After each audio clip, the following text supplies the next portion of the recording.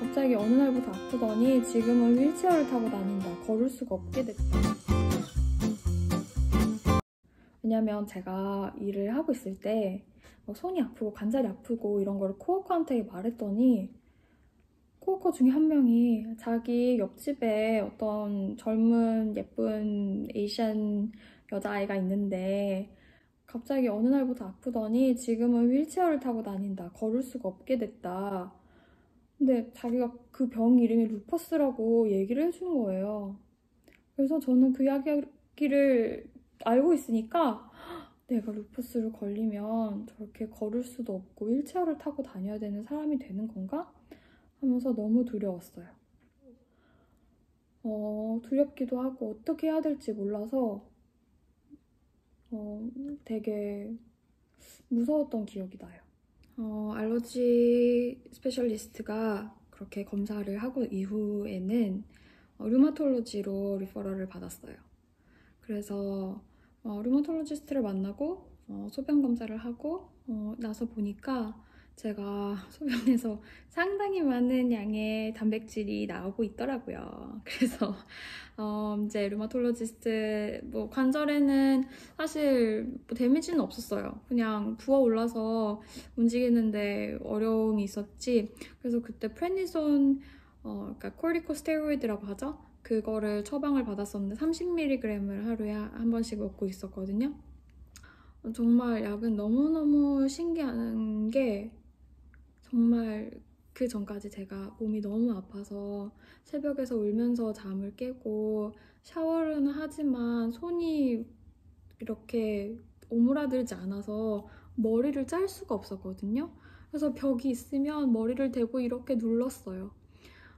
방문도 닫을 수가 없고 열 수가 없어서 이런 돌리는 모션이 되지 않아서 방문도 열고 자고 아침에도 일어날 때 제 힘으로 혼자 팔을 짚고 일어날 수 없어서 항상 엄마가 아침에 와가지고 저를 일으켜주시고 그런 상태였는데 정말 하루 프레니손을 먹고 나니까 그 다음날 아무렇지도 않은 거예요. 그 손도 이렇게 오므라들고 이렇게 하는데도 전혀 아프지가 않았어요. 그래서 약은 독 같으면서도 너무 좋은 독이었어요. 결국에는 이제 키드니 스페셜리스트, 네프롤로지스트한테 리퍼럴을 받아서 처음에 닥터 브라운을 만나게 됩니다. 루퍼스 네프라이티스 있는 환자들이 먹는 약이 하이드록시클로로퀸이라고 하는데요. 저는 그 약을 처방받고 그렇게 바로 효과가 있는 약은 아니어서 일단 좀 기다려보기로 했어요. 왜냐면 이제 처음에 1월 달에 그렇게 확 래쉬가 올라오면서 응급실에 가게 되었고 4월쯤에 알러지 의사를 만났거든요. 그리고 루마톨로지스트를 만난 게 2017년 5월이에요. 그래서 거의 한 5개월, 6개월 정도 텀이 있었어요. 여기 한국에서는 얼만큼이나 더 빨리빨리 이게 프로세스가 되는지 모르겠는데 캐나다에서는 사실 처음에는 조금 느릴 수 있어요. 그래서 그렇게 의사들을 만나고 한 7월 정도부터 그렇게 약을 먹기 시작을 했는데 약에 부작용이 있었어요. 사실 그 약 자체가 부작용이 없지 않은 약인데 가장 먼저 시작하게 되는 약이라고 하더라고요. 그래서 이제 눈에도 뭔가 영향이 있을 수 있는 약이었고 해서 저도 눈은 정말視力을 잃어버리면 정말 많은 것을 잃는 거잖아요. 그래서 걱정이 되긴 했었는데 다른 알러지 반응이 있더라고요. 그래서 몸에 이렇게 반점이 올라오고 그래서 가렵거나 하지 않았는데 하루는 제가 이제 친구랑 같이 당일치기 여행을 다녀왔어요. 근데 아무래도 해도 많이 쬐고 여름이었으니까 많이 피곤했는지 그 다음날 막 이렇게 둥글둥글하게 목 뒤로부터 해서 이렇게 수포같이 올라오더라고요. 그래서 그거를 의사한테 말했더니 그 약을 당장 중단해라. 그리고 이제 다른 약을 이제 시도해보자 해서 이제 다른 약을 시작하게 됐습니다. 그 다음에 시작했던 약은 마이코페놀레이트, 모테필, MMF라고 하는데요. 그 약은 처음에 2알씩 하루에 2번씩 먹고요. 그 다음에 2주가 지나면 3알씩 하루에 2번씩, 그 다음에 4알씩 이렇게 해서 점점 먹는 양이 늘어나요. 이렇게 캡슐로, 작은 캡슐로 되어 있는데 2알 먹을 때는 괜찮은데 4알을 먹고 나면 정말 배가 불러요. 그래서 그걸 먹고 나면 물도 이만큼씩 마셔야 하고, 또 중요한 거는 공복에 먹어야 하기 때문에 제가 아침에 일어나면 아침을 먼저 먹고 그 스테로이드를 먹었거든요. 아직 먹고 있는 약이 이펙티브 하지 않기 때문에 그게 빌드업 될 동안 스테로이드로 이걸 유지시켜 주는 거예요. 그래서 이제 스테로이드를 먹으려면 빈속에 공복에 먹으면 안 돼요. 그래서 밥을 먹고 한 1시간 반 정도 쉬었다가 MMF를 먹게 됩니다. MMF를 먹고 난 다음에는 이제 뭐 일상생활을 하죠. 네. 일을 제가 5월달부터 쉬고 있어. 2017년 5월부터 쉬고 있어서 이제 온전히 치료에 집중할 수 있었어요. 그래서 치료에 집중하면서 이 시간을 보내보자 해서 열심히 그렇게 했습니다. 한 가지 사이드 이펙트는, 그러니까 부작용은 그 약을 먹으면 소화가 안 돼요. 그래서 제가 몸무게를 키가 161 정도 되거든요. 한 52kg, 51kg 정도 나갔던 것 같아요. 그냥 정상적인 평범한 체형이에요. 너무 소화가 안 돼서 밥을 못 먹겠는 거예요. 조금만 먹어도 더부룩하고. 그래서 한 48kg 정도까지 빠졌어요. 이게 큰 차이는 아닌데, 내가 이렇게 날씬한 저기 고등학교 이후로 처음인데, 그래서 근데 소화가 안 되는 건 사실 큰 문제잖아요. 그래서 좀 걱정이 많이 됐었는데, 그때는 아무래도 제가 아픈 초기 단계라서 다양한 것들을 많이 알아보게 됐어요. 아무래도 약은 제가 그때도 막 다양한 약의 부작용이 시작하자마자부터 있었거든요. 그래서 약보다는 자연치유나 뭔가 채식이나 전체적으로 내 건강을 좋게 하는 것들을 통해서 내가 이거를 치료할 수 있는 방법은 없을까?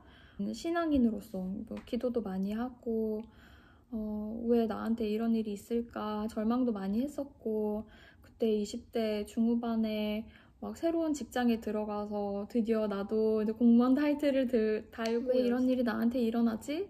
하는 절망에 많이 빠졌었던 것 같아요. 그리고 그때 교제하던 분이 계셨는데 많이 미안했었어요.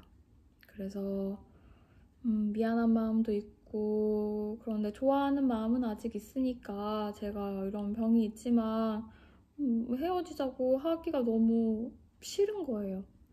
그랬는데 네, 지금 잘 살고 계시겠죠? 그분은? 그러면서 많이 힘들었었어요. 근데 그때 엄마가 저한테 해주셨던 말이 기억이 나요. 제가 아직 어떤 병인지 몰라서 의사를 만나지 못하고 기다리는 상황에 있었을 때 침대에서 울면서 아침마다 힘들게 일어나는데 엄마가 정연아 괜찮아. 1년만 지나도 네가 이렇게 아팠는지 기억도 못할 거야. 아무렇지도 않아서 다 괜찮아져 있을 거야. 다 지나가니까 너무 걱정하지 말고 우리 이거 잘 이겨내자. 저는 지금은 정말 사실 정신적으로 많이 괜찮고 저는 많이 단단한 사람이 되었거든요. 그런데 그때 그 말을 생각하면 아직도 눈물이 나요. 저한테 그게 너무너무 힘이 되었던 말이었고, 제가 그 한마디를 마음에 새기고 이 힘든 저니를 이겨내가고 있어요. 사람들은 다 연약한 부분이 있어요. 다 어딘가는 고장난 부분도 있고, 어딘가는 100% 편하지 않은 부분들도 있어요. 예를 들면 눈이 나쁘면 안경을 쓰면 돼요. 내가 당뇨가 있으면 인슐린을 맞으면 돼요. 내가 다리가 부러졌으면 목발을 짚거나 휠체어를 타면 돼요. 그런데 사람들은 그런 아픈 점들을 되게 감추려고 해요. 그리고 저도 그랬고, 사실 지금도, 나 이런 사람이야 라고 대놓고 말을 하진 않지만, 저는 많이 편안해졌거든요. 혹시라도 저랑 비슷한, 또는 다르지만, 어떻게든 릴레이트 할 수 있는, 공감할 수 있는 부분이 있으신 분들에게 조금이나마 희망이 되었으면 좋겠고, 이것을 걸어나가는 길이 외롭지 않았으면 좋겠어요. 저는 외롭지 않아요. 왜냐면 저는 괜찮거든요. 저는 이거를 잘 이겨내 가고 있고, 저는 충분히 행복하고 만족하는 삶을 살고 있고, 업앤다운이 있지만 그 가운데서 하나하나가 프로젝트라고 생각하고, 이것 또한 내가 그냥 하나의 넘을 언덕이다, 작은 산이다 라고 생각하면서 살아가고 있기 때문에 같이 이 길을 걸어갈 수 있는 친구들을 만들고 싶어서 이렇게 시작하게 되었습니다. 제가 뭐 치료받는 거나 아니면 저의 취미생활이나 아니면 저의 일상이나 제가 무엇을 먹는지, 무엇을 하는지, 어떻게 시간을 보내는지에 대해서 많이 공유할 수 있었으면 좋겠어요. 반갑습니다.